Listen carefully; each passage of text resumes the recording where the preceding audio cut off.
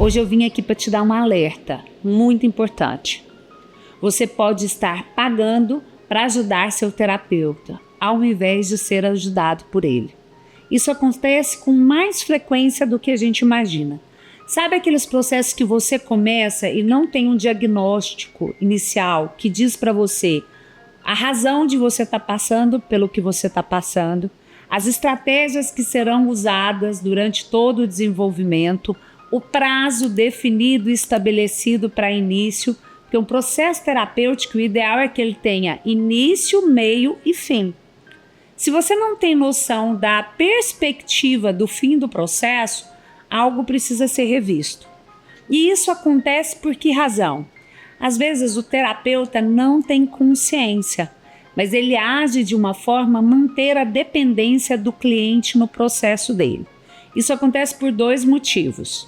O primeiro, ele trabalha com técnicas só de acesso a consciente e subconsciente.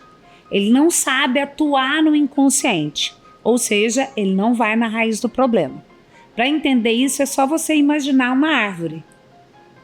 A raiz do problema, o inconsciente, é como a raiz da árvore. Você tem que aprofundar, ter conhecimento e técnicas específicas para tratar lá.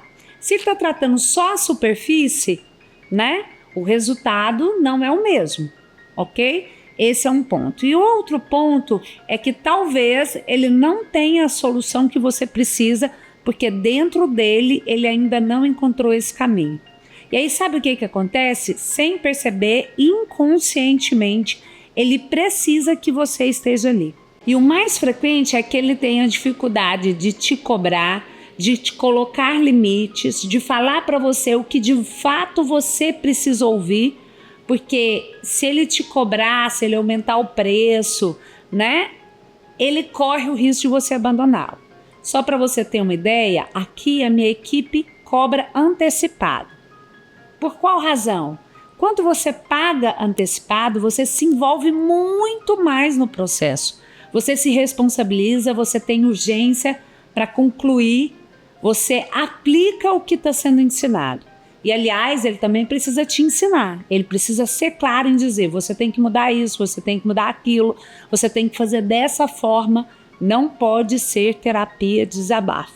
Então, me conta que de fato, você tem tido resposta no seu processo terapêutico de mudanças que são definitivas, ou você está sempre tendo o mesmo comportamento e por isso você continua na terapia? Se for a segunda opção, fique atento, isso pode estar prejudicando a sua vida e você não está percebendo. Compartilhe esse vídeo com todas aquelas pessoas que estão fazendo terapia e também com aquelas que precisam e ainda não começaram. Vamos ajudar a ter mais clareza naquilo que de fato traz cura. Combinado?